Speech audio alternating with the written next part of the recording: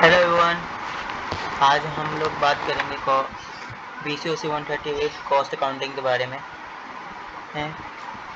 Exam से related आज कुछ नोट्स तैयार किए हैं। पिछली बार की तरह इस बार पूरे इम्पोर्टेंट नोट्स और असाइनमेंट को पे बात करेंगे, ठीक है। नेक्स्ट टाइम मैं एक नेक्स्ट वीडियो अपलोड करने वाला था, बट वो किसी डिस्क्रिप्शन के कारण मैं उसको अपलोड नहीं कर पाया, इसलिए मैं उसे माफ़ी मांगता हूँ। अब हम लोग पढ़ना शुरू करते हैं आज के BCOC 138 के बारे में। सबसे पहले हम बात करेंगे कॉस्ट अकाउंटिंग के बारे में। स्टेट मेंस ऑब्जेक्ट्स क्या क्या होते हैं। सबसे पहले हम लोग ना बेसिक्स पढ़ लेते हैं, अपने बेसिक्स क्लियर कर लेते हैं कि बेसिक्स अगर हम लोग क्लियर हो गए तो फिर हम लोगों के लिए बहुत आसान होगा। तो इसलिए मैं सबसे पहले असाइनमेंट से रिलेटेड बात करूँगा कि असाइनमेंट्स जो है उसको ईजी वे में हम लोग समझ लेते हैं, क्योंकि असाइनमेंट से ही ज़्यादातर आपका क्वेश्चन आता है। असाइनमेंट से हो गया या पिछले साल के क्वेश्चन पेपर में से हो गया, इन दोनों में से ही सबसे ज़्यादा आता है। तो सबसे पहले मैं असाइनमेंट से रिलेटेड बात कर लेते हैं कि कॉस्ट अकाउंटिंग की इम्पोर्टेंस क्या क्या है, कि कॉस्ट अकाउंटिंग जो है वो किस लिए ज़्यादा ज़रूरी है ना। तो कॉस्ट अकाउंटिंग की इम्पोर्टेंट सिस्टम है जो बिजनेस को सही प्राइसिंग, कॉस्ट कंट्रोल और प्लानिंग में हेल्प करता है। इसके बिना ना तो प्रॉफिट का पता चलेगा, ना ही किसी एरिया में लॉस हो रहा है ये पता चलेगा या ये आइडेंटिफाई किया जा सकता है। इसलिए में जो कॉस्ट अकाउंटिंग है ना, ये प्रॉफिट और लॉस को पता लगाने के लिए शॉर्ट वे होती है, जिससे लोगों को पता चलता है कि उनको किस एरिया में प्रॉफिट हो रहा है और किस एरिया में उनको लॉस हो रहा है, और ये उनके लिए इजी वे हो जाता है उसको संभालना, ठीक है। ABC एनालिसिस क्या क्या होता है ना। ABC का फुल फॉर्म होता है ऑलवेज बेटर कंट्रोल। इसमें आइटम्स को 3 कैटेगरी में बांट देते हैं, A, B और C, ठीक है। जैसे नाम से पता चल रहा है, आइटम ए में हम लोग जिसकी सबसे ज़्यादा मार्केट में डिमांड है लेकिन लो क्वालिटी का है और टाइट कंट्रोल रहता है, ठीक है। आइटम बी मीडियम वैल्यू, मतलब कम रेट वाला सामान है, उसकी कम वैल्यू है, मतलब मार्केट में उसके कम बिकता है वो, तो उसको हम लोग बीच में रखते हैं। और आइटम सी जिसकी एकदम कम वैल्यू, बहुत कम लोग खरीदते हैं, हाई क्वांटिटी में रखते हैं लोग इसकी, है ना। देखो, जिसकी हाई वैल्यू है उसकी लो क्वांटिटी रखेंगे, हमेशा मार्केट में ये होता है। जिसकी लोगों को सबसे ज़्यादा डिमांड होती है ना, उसको सबसे कम रखते हैं, जिससे उसका प्राइस बढ़ा सकते हैं। जिसकी लो क्वांटिटी उसकी रखते हैं, जिसकी लो वैल्यू जिनकी होती है उनकी हाई क्वांटिटी रखते हैं, कि भाई मार्केट में हम लोग उसको बाद में हाई क्वांटिटी में बेच सकें। इससे स्टोर मैनेज करने में बहुत आसानी पड़ जाती है लोगों की ABC एनालिसिस के ज़रिए। अब बात करते हैं इंसेंटिव मेथड क्या होता है। ये सारे मैं पहले आपको असाइनमेंट से रिलेटेड बात कर रहा हूँ कि असाइनमेंट से ही ज़्यादातर आपके क्वेश्चन आते हैं, इसलिए मैं आपको असाइनमेंट से रिलेटेड बात कर लेता हूँ। पहले इंसेंटिव वो स्कीम होती है जो वर्कर्स को मोटिवेशन देती है ज़्यादा और फास्ट काम करने के लिए।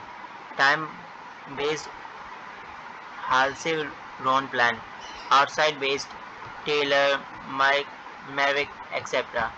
एलसी प्लान एग्जाम्पल, अगर काम 10 घंटे में होना था पर वर्कर 8 घंटे में कर देते हैं तो बचे गए 2 घंटे को 50% यूज बोनस मिलता है, ठीक है ना। टाइम बेस्ड समझ में आया और आउट बेस्ड समझ में आया आप लोगों को।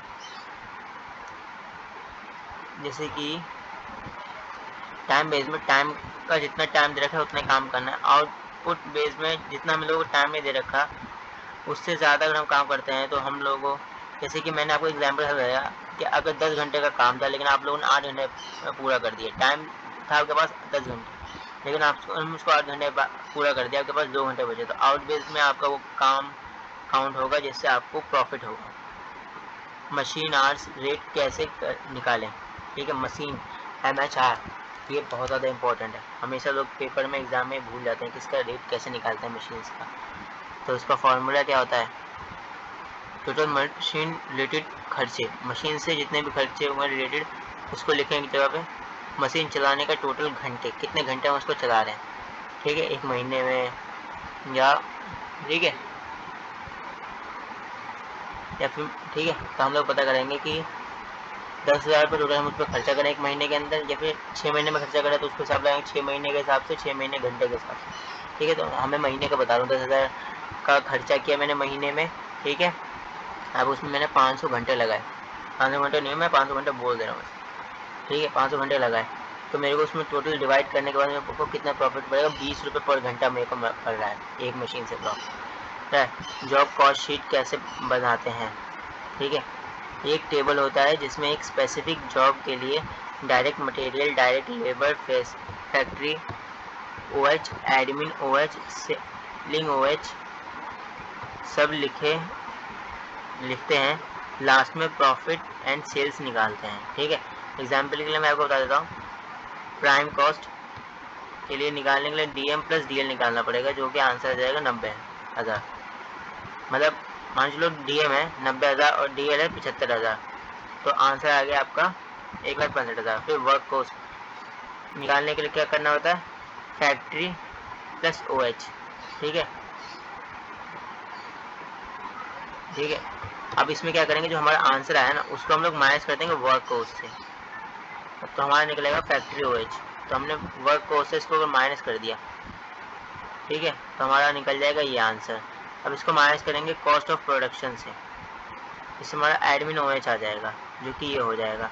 फिर एडमिन OH को कॉस्ट ऑफ सेल से निकाल देंगे, कॉस्ट ऑफ सेल से माइनस करेंगे, इससे हमारा सेलिंग OH निकलेगा, जो कि ये हो जाएगा। फिर सेल वैल्यू हो जाएगी ये।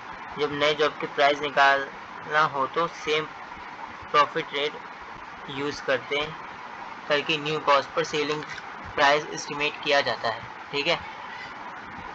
देखो मैंने असाइनमेंट्स के शॉर्ट नोट्स तैयार कर रखे हैं, ठीक है ना।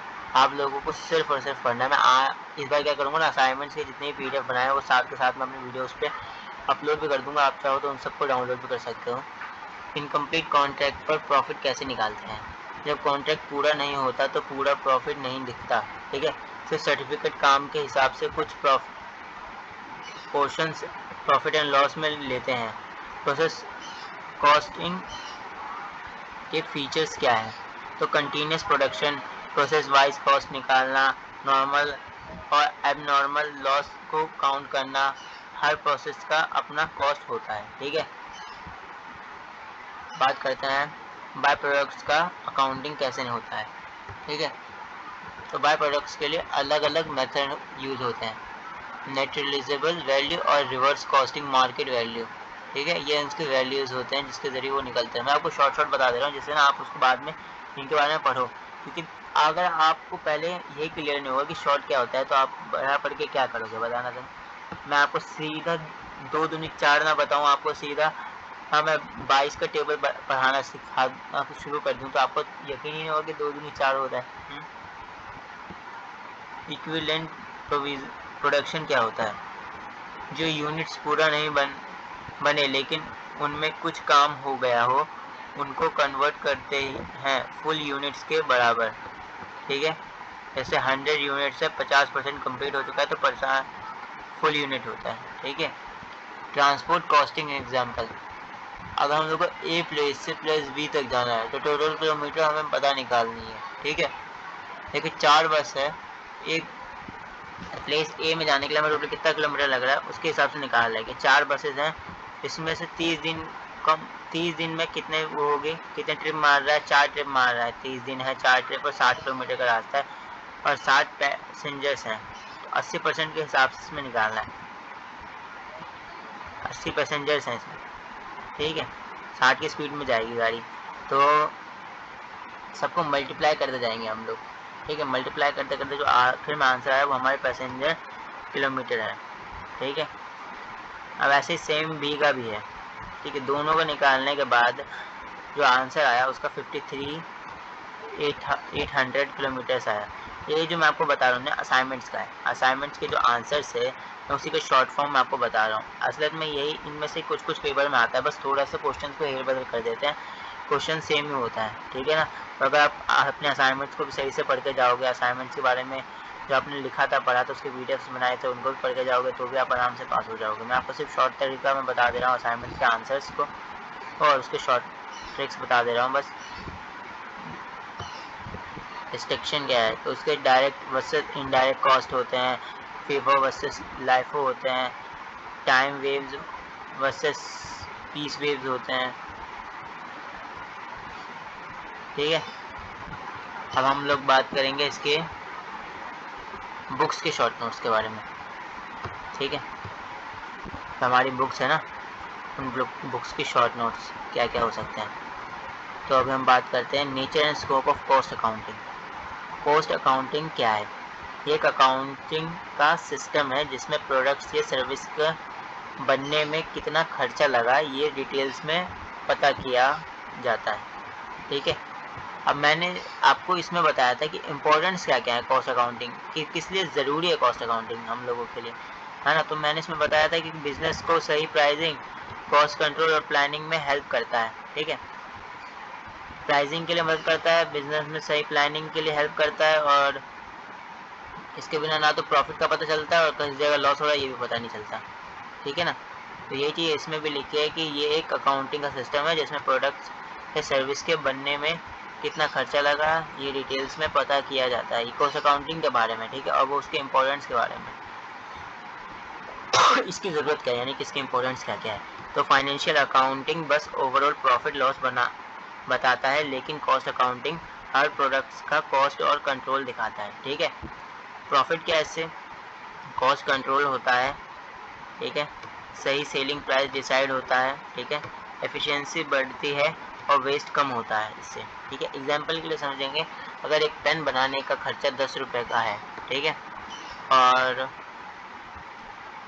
उसे 15 में बेचा गया तो प्रॉफिट हुआ 5। ठीक है, ये पता करने का है आसान तरीका है कॉस्ट अकाउंटिंग की। अब यूनिट 1 में जो है यही ज़्यादा चीज़ें इंपॉर्टेंट है कि कॉस्ट अकाउंटिंग क्या है, इसकी ज़रूरत क्या होती है, फ़ायदे क्या हैं। ठीक है, अब कॉस्ट कॉन्सेप्ट एंड यूनिट 2 में चलेंगे हम। Cost concept and assessment. ठीक है, कॉस्ट के मेजर पार्ट्स जैसे डायरेक्ट मटेरियल, जैसे प्लास्टिक पेन के लिए। ठीक है, डायरेक्ट लेबर जो वर्कर बनाता है। ठीक है, मैं पेन का एग्जाम लेके बता रहा हूँ आपको। डायरेक्ट एक्सपेंस, स्पेशल चार्जेस जैसे डिज़ाइन। ठीक है, और ओवरहेड, रेंट, सैलरी, लाइट, इन सब का खर्चा भी हम उसमें जोड़ेंगे पेन बनाने में। ठीक है, कॉस्ट शीट क्या होती है? एक फॉर्मेट जिसमें रॉ मटेरियल से लेकर प्रॉफिट तक का ब्रेकडाउन होता है, उसे कॉस्ट शीट कहते हैं। ठीक है, कॉस्ट शीट क्या होती है? जिसमें हम लोगों ने रॉ मटेरियल से लेकर के जितना भी हमारा प्रॉफिट तक का ब्रेकडाउन होता है उसके अंदर। ठीक है, टोटल कॉस्ट क्या होती है? Prime cost plus factory plus admin plus selling. ठीक है, अब बात कर लेते हैं ब्लॉक 2 के बारे में, मटेरियल एंड लेबर्स के बारे में, जो ब्लॉक 2 में था। Unit 3 procurement storage and issue. Procurement storage and issue के बारे में बात करेंगे। तो डायरेक्ट मटेरियल्स जो फाइनल प्रोडक्ट्स का पार्ट बनता है, leather for shoes, indirect material support करता है ऑयल एंड कॉटन को। ठीक है, जैसे डायरेक्ट मटेरियल है जो फाइनल प्रोडक्ट को पार्ट होता है, जिसके बिना फाइनल प्रोडक्ट बन ही नहीं सकता। और इनडायरेक्ट मटेरियल होता है जैसे सपोर्ट, जिससे सपोर्ट मिलता है उसको। ठीक है ना, जैसे अगर कोई सामान इसमें तेल लगेगा, कॉटन लगेगा, लेकिन वो इनडायरेक्टली उसका सपोर्ट कर रहा है, डायरेक्टली सपोर्ट नहीं कर रहा। मटेरियल कंट्रोल का मतलब क्या होता है? हमेशा मटेरियल अवेलेबल हो। ठीक है, ओवर स्टॉक ना हो, सही रेट पर खरीदा जाए, सही तरीके से स्टोर हो। ठीक है, उसे कहते हैं मटेरियल कंट्रोल, मतलब सामान को सही से कंट्रोल रखना। परचेज का प्रोसेस,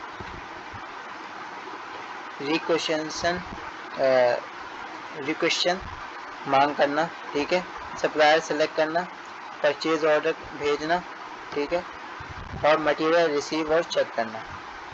इन्वेंट्री कंट्रोल क्या होती है? गोल, स्टॉक ना ज़्यादा हो ना कम। टेक्निक्स, ABC एनालिसिस, A महंगा, C सस्ता। ठीक है, बी वाला तो आपको पता ही मिल जाएगा। EOQ बेस्ट क्वांटिटी, कितना ऑर्डर करें।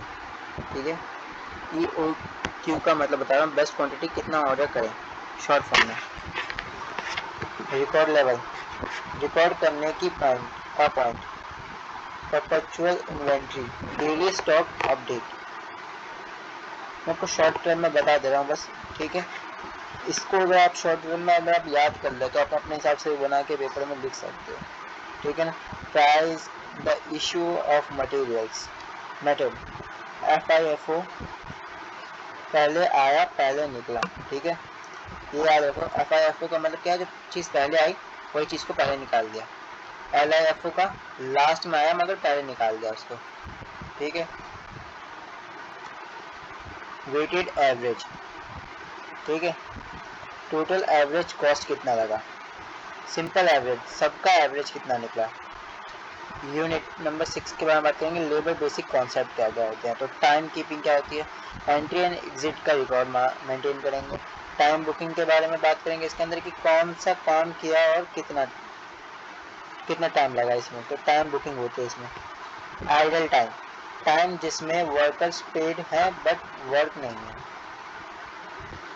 मतलब कि हमने वर्कर्स को रख रखा है, उसको पैसे भी दे रहे हैं लेकिन काम ही नहीं है। लेबर टर्नओवर, कितने वर्कर्स गए वर्सेस कितने एम्प्लॉयड है। अकाउंटिंग का labour, wage system, time rate hours के बेसिक्स पर, फीस रेट आउटपुट के बेसिस पर। Incentive plans, Halsey plan, time save किया तो bonus, Rowan plans, bonus proportion में, ठीक है। Overhead, classification and distribution of overhead. Overhead क्या होता है पहले बात कर लेते हैं। वो खर्चे जो डायरेक्ट प्रोडक्ट से रिलेटेड नहीं होते, इनडायरेक्ट एक्सपेंस होते हैं, ठीक है। ओवरहेड क्या होता है, वो खर्चे जो डायरेक्ट प्रोडक्ट से रिलेटेड नहीं होते लेकिन हम उस पर खर्चा कर रहे हैं। इनडायरेक्टली वो प्रोडक्ट के एक्सपेंस होते हैं, इनडायरेक्ट एक्सपेंस होते हैं, ठीक है। क्लासिफिकेशन जैसे element wise, material labour expenses, ठीक है, तो मटेरियल हो गया, लेबर हो गया, एक्सपेंसेस हो गया, तीनों चीज़ हो गई। फंक्शन वाइज, प्रोडक्शन हो गया, एडमिन हो गया, सेलिंग हो गया और डिस्ट्रीब्यूशन हो गया, ठीक है ना। ये तो हमारे प्रोडक्शन का वो नहीं है, ठीक है ना, लेकिन हम लोग को उसको करना पड़ेगा, मार्केट में सेल करना है तो सारी चीज़ें करनी पड़ेगी। एंड बिहेवियर वाइज, फिक्स्ड जैसे रेंट, वेरिएबल इलेक्ट्रिसिटी, ठीक है, सेमी वेरिएबल जैसे टेलीफोन वगैरह हो गए। और अब बात करेंगे अपॉइंटमेंट, कॉमन खर्चे को डिपार्टमेंट में डिवाइड करना। And absorptions of factory overhead, absorptions overhead को प्रोडक्ट्स के कॉस्ट में इंक्लूड करना। Method direct labour rate, machine hours rate, material cost, ठीक है। Machine hours rate, formula MHR, total machine cost total machine hours, include करता है depression power, repair insurance and machine based production के लिए useful होते हैं ये सारी चीज़ें, ठीक है। Other overhead and ABC, admin overhead क्या होता है, ऑफिस के खर्चा यानी सैलरी और rent. Selling overhead, ads, salesman etcetera, ads में खर्चा कर रहे हैं, सेल्समैन में खर्चा कर रहे हैं, ट्रांसपोर्ट पर खर्चा कर रहे हैं, ठीक है। ABC, एक्टिविटी बेस्ड कॉस्टिंग में क्या होता है, हर एक्टिविटी का कॉस्ट अलग से लगेगा इसमें, ठीक है। अब यूनिट नंबर 4 लास्ट यूनिट है इसका, मेथड ऑफ कॉस्टिंग क्या होती है। Unit costing use in industries, bricks, cement, sugar, ठीक है। यूज इन इंडस्ट्रीज में जो यूज होता है, ठीक है, जैसे ब्रिक्स हो गया, सीमेंट हो गया, शुगर हो गया। और cost sheet format, direct materials हो गए, लेबर हो गया प्लस एक्सपेंसेस हो गया, तो आपका निकला गया प्राइम कॉस्ट। इन प्राइम कॉस्ट को प्लस करेंगे फैक्ट्री से तो आ जाएगा आपका वर्क कॉस्ट, वर्क कॉस्ट को प्लस करेंगे एडमिन से तो आ जाएगा कॉस्ट ऑफ प्रोडक्शन, प्रोडक्शन को कॉस्ट ऐड करेंगे सेलिंग प्राइस से तो आ जाएगा आपका कॉस्ट ऑफ सेल्स, ठीक है। आप कॉस्ट ऑफ सेल्स को प्लस करेंगे प्रॉफिट से तो आपका आ जाएगा सेलिंग प्राइस। ये मैं आपको शॉर्ट तरीके से मैंने आपको सब बता दिया किसको किससे प्लस करने से क्या आएगा आपका, ठीक है। स्टार्टिंग तो आपकी होगी सिर्फ कुछ चीज़ों से, बाकी चीज़ें आपको निकालने पड़ेंगी, जैसे डायरेक्ट मटेरियल और labour, direct material labour plus expense आपका कितना लगा, जिससे आपका प्राइम कॉस्ट निकल जाएगा कि आपका टोटल खर्चा कितना हुआ इन सब चीज़ों में, कि मटेरियल में कितना खर्चा हो गया, सामान बनाने के लिए लोगों को कितना खर्चा हो गया, एक्सपेंस में कितना खर्चा हो गया, है ना। तो आपका सामान बन के तैयार हुआ तो इतना खर्चा हो गया। अब आपका रेंट का आ गया, क्या उसमें रेंट हमने जोड़ा कि रेंट में हमारा इतना खर्चा लगा तो रेंट आ गया, ठीक है। फिर उसमें टोटल टाइम कितना लगा, है ना। वर्क कॉस्ट कितना लगा हम लोगों का, लेबर्स को हमने दिया तो उनको कितना दिया हम लोगों ने, तो उसका वर्क कॉस्ट भी हमने इसमें लिख दिया एक्स्ट्रा। ठीक, बस इतने हम दोनों को जब इसको बनाएंगे तो हमारा वर्क कॉस्ट हो जाएगा कि फैक्ट्री का और जो हमारा प्राइम कॉस्ट है दोनों को मिला के हमारा टोटल कितना है वर्क कॉस्ट है।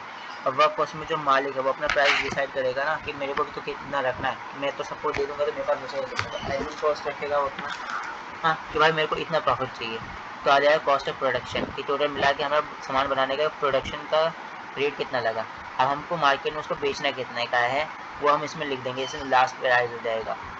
ठीक है इसका, तो हमारा कॉस्ट ऑफ सेल्स आ जाएगा।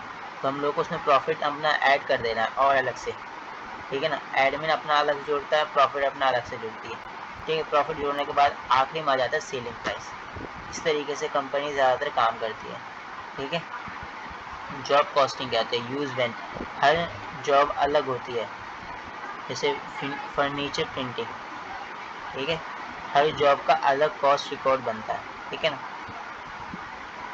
मैंने बोला कि सबका एक ही जैसा कॉस्ट रिकॉर्ड बनेगा या फिर सबका यूज, इंडस्ट्रीज़ के लिए मैंने बताया था क्योंकि जो यूनिट नंबर 12 है उसमें इंडस्ट्रीज से रिलेटेड ही सारे बता रखा है कि इंडस्ट्रीज़ में किस तरीके से काम होता है और कॉस्ट शीट कैसे बनती है, उसका फॉर्मेट क्या होता है, मैंने आपको ये बता दिया। कॉस्ट शीट का फॉर्मेट आप ज़रूर याद करके जाइए कि बहुत ज़्यादा इंपॉर्टेंट चीज़ है ये, ठीक है ना। मैं ये बोलूँगा इंपॉर्टेंट हो सकता हो ना पेपर में, लेकिन फिर भी आप याद करके जाइए कि बुक्स के मैंने आपको शॉर्ट नोट बना के रख दिया है ना, सारे मैंने शॉर्ट नोट बना के रख दिए और अपने वीडियो के डिस्क्रिप्शन में आपको इसमें ऐड भी कर दूँगा जिससे आपको ये आसानी हो जाएगी, ठीक है। मैं आपको इंग्लिश और हिंदी दोनों में दूंगा इसको, मैंने आसान भाषा के लिए इसको हिंदी में इंग्लिश में कन्वर्ट करके रख रखा है जिससे आपको समझाने में भी आसानी हो और मेरे को बाद में बताने में आपको दिक्कत भी ना हो थोड़ी, ठीक है। Job costing, use when, her job अलग होता है, ये तो बता देता हूँ ना, हर जॉब का अलग कॉस्ट रिकॉर्ड बनता है। तो अब बात करते हैं कॉन्ट्रैक्ट कॉस्टिंग क्या होती है। ये यूज़ होती है लार्ज प्रोजेक्ट जैसे बिल्डिंग बनाने में, ठीक है। इसका प्रॉफिट कैसे लेते हैं, काम कितना सर्टिफाइड है उसके बेसिस पे लेंगे। फुल प्रॉफिट तभी लेते हैं जब कॉन्ट्रैक्ट कंप्लीट हो जाए, उससे पहले ये लोग प्रॉफिट नहीं लेते। प्रॉफिट इसी तरीके से ये लोग लेंगे जब उनका काम पूरी तरीके से कंप्लीट हो जाता है। ये कॉन्ट्रैक्ट कॉस्टिंग होती है जिसमें जब तक आपका काम कंप्लीट नहीं होगा तब तक ये लोग आपसे फुल पेमेंट नहीं लेंगे, आपसे डाउन पेमेंट में ही ये लोग काम करेंगे, ठीक है ना। प्रोसेस कॉस्टिंग क्या होती है, कंटिन्यूस प्रोडक्शन जैसे पेंट ऑयल, ठीक है, ये इन सब चीज़ों के लिए यूज़ होता है, ठीक है। किस चीज़ के लिए यूज़ होता है मैं साथ के साथ ये बता रहा हूँ। जैसे कि कॉन्ट्रैक्ट कॉस्टिंग होती है बिल्डिंग वगैरह के लिए, और यूनिट कॉस्टिंग होती है सीमेंट या पत्थर या चीनी बनाने के लिए, ठीक है। प्रोसेस कॉस्टिंग अब हम बात करेंगे कि वो किस लिए यूज़ होती है। तो प्रोसेस कॉस्टिंग यूज़ होती है पेंट और तेल बनाने की ज़्यादातर, ठीक है। मैं एग्जाम्पल के साथ बता रहा हूँ, हर प्रोसेस का अलग कॉस्ट निकलता है, जैसे लॉसेस, नॉर्मल, एक्सपेक्टेड एंड अब नॉर्मल अनएक्सपेक्टेड होते हैं इसके अंदर, ठीक है। Point production and by products क्या क्या होते हैं, जॉइंट प्रोडक्शन दोनों में प्रोडक्ट्स होते हैं पेट्रोल एंड डीजल, ठीक है।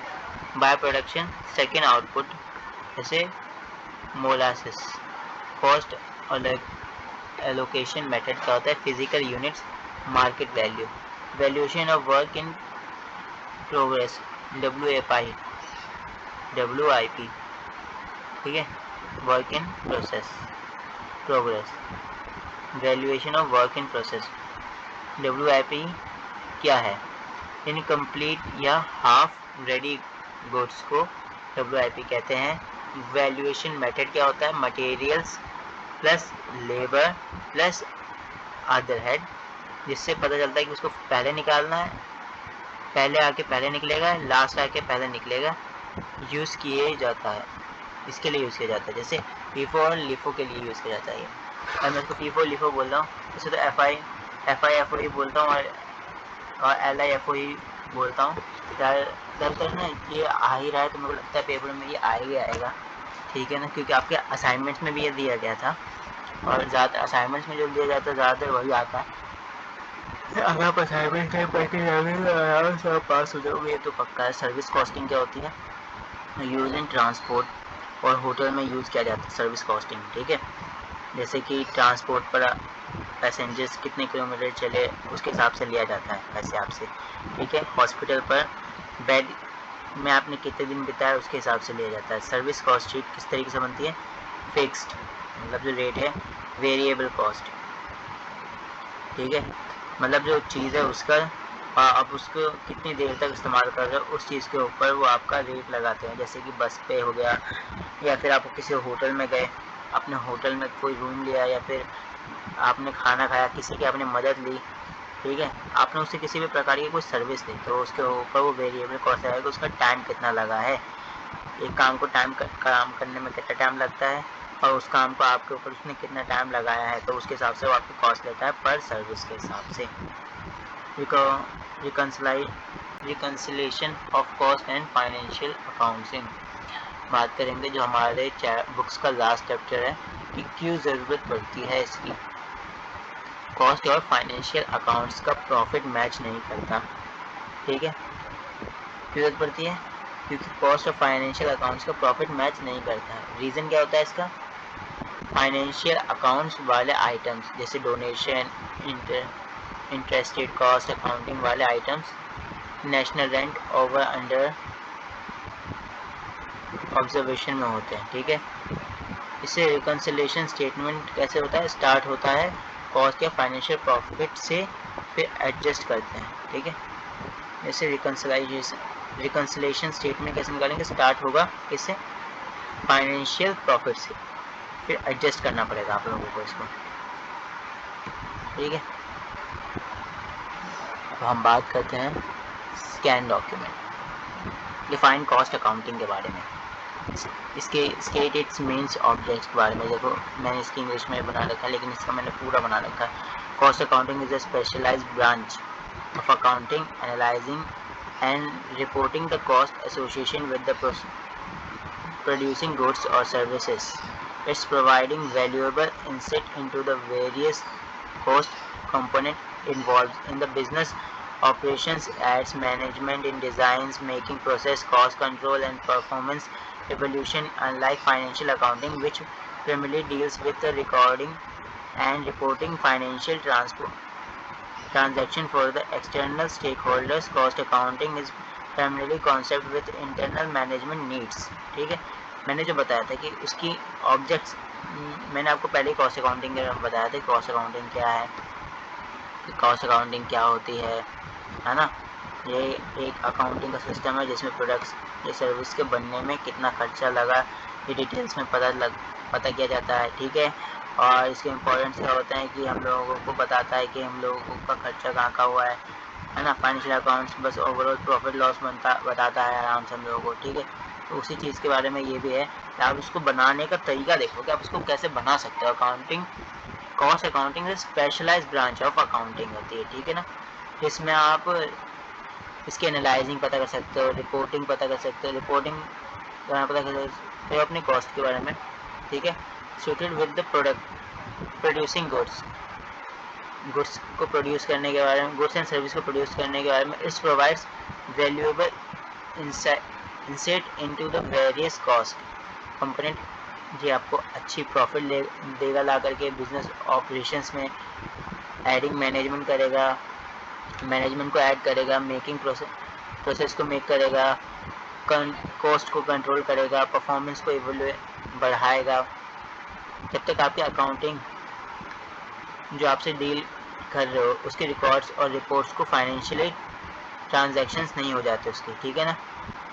एक्सटर्नल स्टेक होल्डर्स और cost accounting is primary concern with the internal management के जो नीड्स है ना उनको पूरा करने के लिए। ऑब्जेक्ट्स क्या, ऑब्जेक्टिव ऑफ कॉस्ट अकाउंटिंग क्या होती है, तो पहले होती है कॉस्ट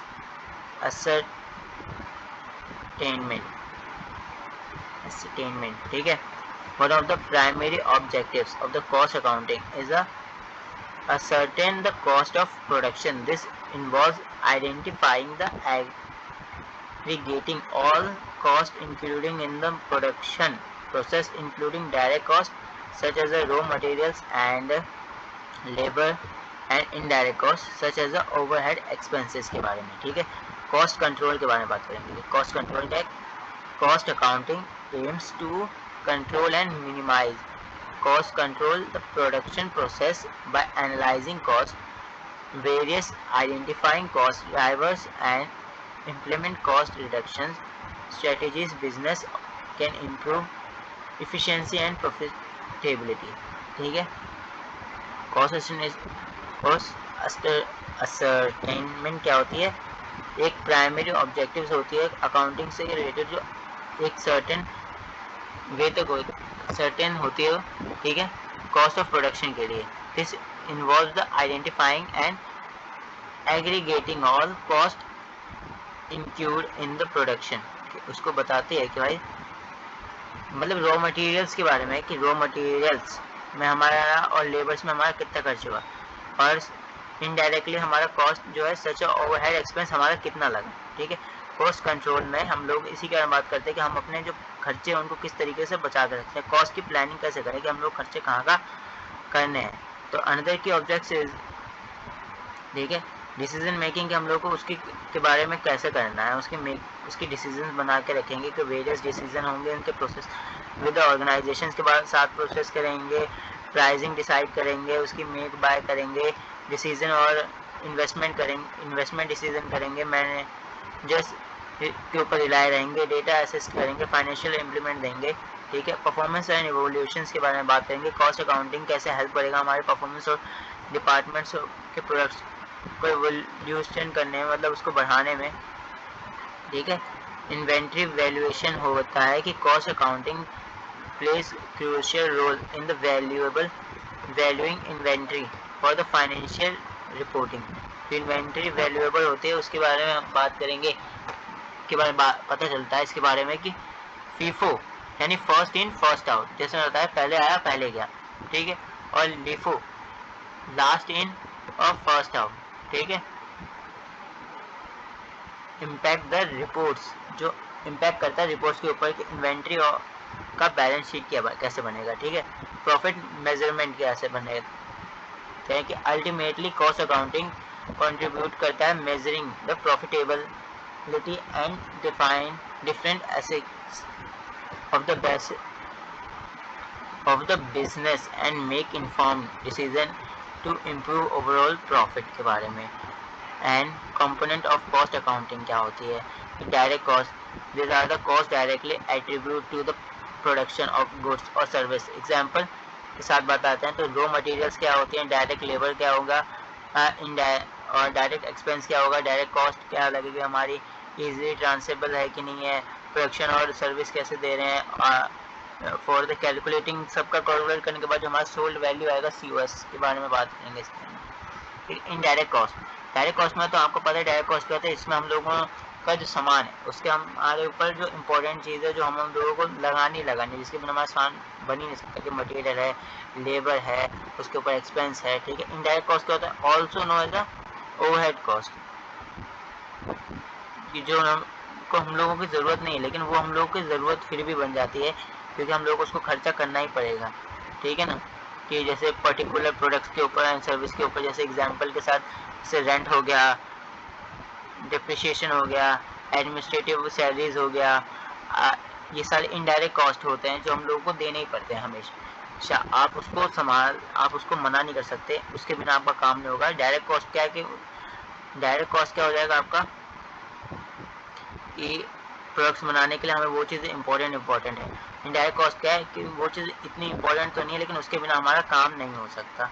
आसान भाषा में इसको याद रखो. ठीक है ना, आसान चीज़ें जितनी जल्दी तुम उसको आसानी से याद रख सको उतनी जल्दी अगर आसानी से याद करते हो तो तुम लोगों को ना ज़िंदगी भर वो चीज़ें याद रहेंगी और लाइफ टाइम तुम कोई भी प्रॉब्लम्स आएगा तो तुम्हें पता चल जाएगा कि भाई डायरेक्ट कॉस्ट क्या है, इनडायरेक्ट कॉस्ट क्या होता है. मेरे ज़्यादातर क्या ध्यान रहता है कि मैं आप लोगों को ना इस चीज़ ऐसे पढ़ाऊँ कि आप लोग हमेशा वो चीज़ें याद है. जैसे कि अब वेरिएबल कॉस्ट के बारे में बात करते हैं तो वेरिएबल कॉस्ट क्या होता है कि डायरेक्ट प्रोपोर्शन टू चेंज होता है जो प्रोडक्शन लेवल्स और सेल्स वैल्यू को बढ़ाता है. जैसे एग्जांपल से बात करें तो इंक्लूडिंग इसमें रॉ मटेरियल्स होते हैं, डायरेक्ट लेबर्स होती है, टैक्स कॉस्ट होते हैं, फ्लक्चुएशंस एज प्रोडक्शन एक्टिविटीज होती हैं जो इंक्रीज करती है डिक्रीज करती है. ठीक है, फिक्स्ड कॉस्ट क्या होती है? फिक्स्ड कॉस्ट के बारे में आपको पता ही होगा. सेमी वेरिएबल कॉस्ट के बारे में पता होगा, स्टैंडर्ड कॉस्ट के बारे में आपको तो पता ही होगा. सेमी वेरिएबल कॉस्ट के बारे में थोड़ी बात कर लेते हैं। जैसे सेमी वेरिएबल कॉस्ट क्या होता है, वह both fixed and variable cost, इसके अंदर फिक्स्ड कॉस्ट भी आता है और वेरिएबल कॉस्ट भी आता है, कंपोनेंट्स होते हैं। जैसे एग्जांपल के में include utilities and maintenance cost के बारे में बात होती है इसके अंदर, ठीक है। स्टैंडर्ड कॉस्ट क्या होता है, cost are pre-directed cost based on the efficiency, operating condition and expected level of input uses, identifying variance rate में required management attention, ठीक है। हाँ ठीक है। इन कंक्लूजन कॉस्ट के बारे में आपने कॉस्ट अकाउंटिंग की बात कर लिया। बात करते हैं हम लोग क्या है, from the following transaction prepare the separately the store ledger accounts using the following pricing method।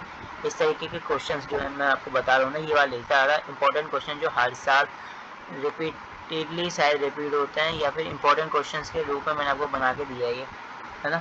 मैंने हाँ याद आ गया, मैंने इसको आपको इंपॉर्टेंट क्वेश्चंस के ऊपर बना के दिया है, जो वो मैंडेटरी नहीं है बट ये आते हैं, ठीक है। इंपॉर्टेंट क्वेश्चंस है ये, तो आप इसको याद करके जाओगे तो आपके लिए आसान हो जाएगी। तो फीफो और लीफो के बारे में बता दे रहा हूँ कि जनवरी 1 में ओपनिंग हुई, जिसकी यूनिट थी 100, 5 रुपये पर पीस के हिसाब से, ठीक है। जनवरी में हमने 5 रिसीव किए, जो 500 यूनिट थे, है ना। 5 जनवरी को 500 यूनिट रिसीव किए जो 6 रुपये के हिसाब से थे, ठीक है।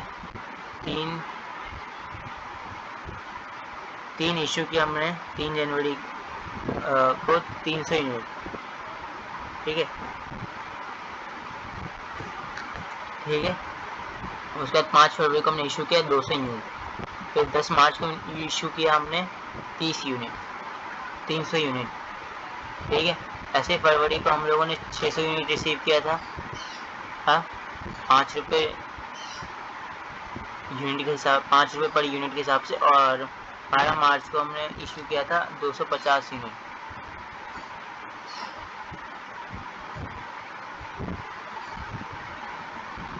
ठीक है।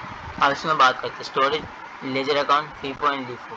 फीफो क्या है, first in first out method. हिसाब से बात करते हैं ओपनिंग बैलेंस के हिसाब से, date, description, receipts, issues, balance. क्या है कि 1 जनवरी को हमें मिला था ओपनिंग बैलेंस थी हमारी, जिसमें हमारे पास 100 था, 5 रुपये रेट के हिसाब से 500 रुपये की वैल्यू थी, ठीक है। फिर ट्रांजेक्शन हुआ हमारा, अब ऑप्शन ए था इसमें, जनवरी 5 जनवरी को रिसीव हमारे 500 यूनिट्स, इसकी वैल्यू थी 6 रुपये, ठीक है। तुमने डेट लिख दिया, रिसीव लिख दिया, 500 रुपये लिख दिया, ठीक है। 600 रुपये के बैलेंस थे, तब 600 लिए थे हमने, कितने रुपये, 6 रुपये निकले, 3600 रुपये हो गए। फिर 3 जनवरी को हमने 300 यूनिट इशू किया था, ठीक है। तो 300 रुपये के हिसाब से 300 बैलेंस थे हमारे पास बचे हुए, ठीक है। हमारे पास टोटल कितने, 5 रुपये के हिसाब से ले लेंगे हम इसको, तो कितना हुआ, 1500 रुपये, ठीक है।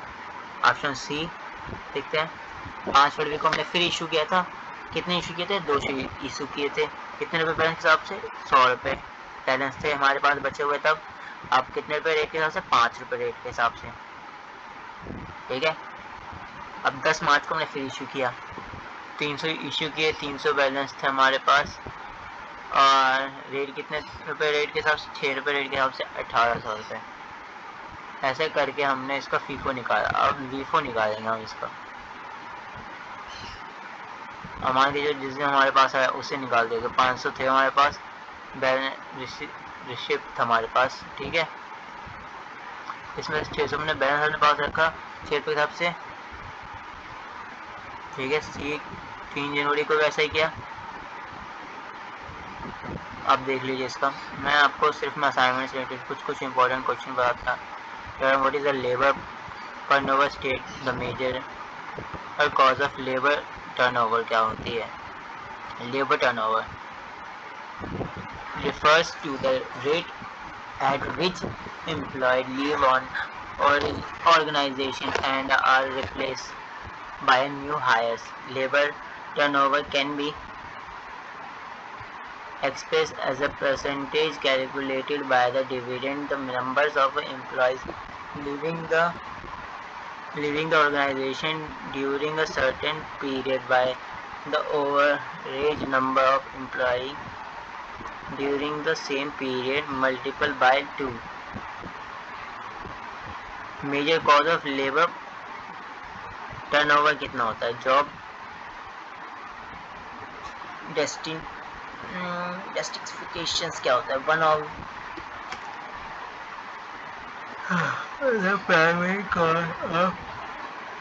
The primary cause of labour turnover it's job destinations when the job responsibles के बारे में बात होती है, पुअर मैनेजमेंट होती है इसके अंदर, और इंगेजमेंट कॉम्पिटेंसी होती है, लेक ऑफ कोर्स एडवांटेजेस होते हैं, पुअर मैनेजमेंट प्रोडक्शन होता है, वर्क लाइफ बैलेंस इश्यूज होती हैं, लिमिटेड रिकॉग्नाइजेशन होती है।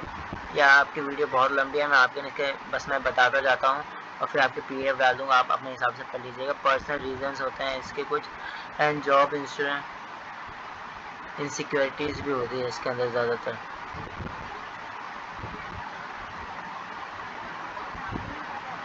प्रोडक्शन ओवरहेड्स क्या होते हैं, एडमिनिस्ट्रेशन ओवरहेड क्या होता है, सेलिंग एंड डिस्ट्रीब्यूशन ओवरहेड क्या होते हैं, research and development R&D overhead क्या होती है। अब advantages of financial classification, cost control, performance evolution, resource allocation, ठीक है, ओवरलैप बिटवीन। मैं आपको ना ये जो है ना पूरे क्वेश्चंस के जो आंसर्स थे मैंने जो बनाए, डिफाइन ओवरहेड जो मेरे दोस्तों ने बनाए है, उन सब के मैं एक शॉर्ट नोट्स बनाया है मैंने। शॉर्ट नोट्स बनाने के बाद भी 24 से 25 पेज का हो रहा है। मैं आपको ये अकाउंटिंग वगैरह जो है मैं आपको उसमें लगा दूंगा, आप उसको देख लीजिएगा, ठीक है।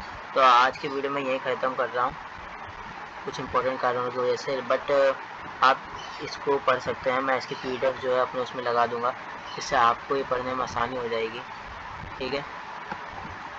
मैं किसी प्रकार की आपको कोई दिक्कत नहीं होने वाली। और चाहें तो आप एजुकेशनल टेलीग्राम लिंक भी ज्वाइन कर सकते हैं। IGNOU BCOC 135, 136, 47, 38 वाले टेलीग्राम में अगर आप ज्वाइन करेंगे, IGNOU की ही BCOC 135 लिख देंगे या फिर 136 लिख देंगे तो आपको शो कर जाएगा। IGNOU की वेबसाइट का लिंक है, IGNOU की ओरिजिनल वेबसाइट है, उसमें भी आपको मिल जाएगा, जिसमें से मैंने ये बड़ा वाला पढ़ाया था आपको, ठीक है। और बाकी जो मेरे शॉर्ट नोट्स है तो वो मैं आपको अटैच कर दूंगा, ठीक है गाइस। तो आज का वीडियो यहीं एंड करते हैं। Thank you guys, and please don't forget to subscribe and like the videos. Thank you.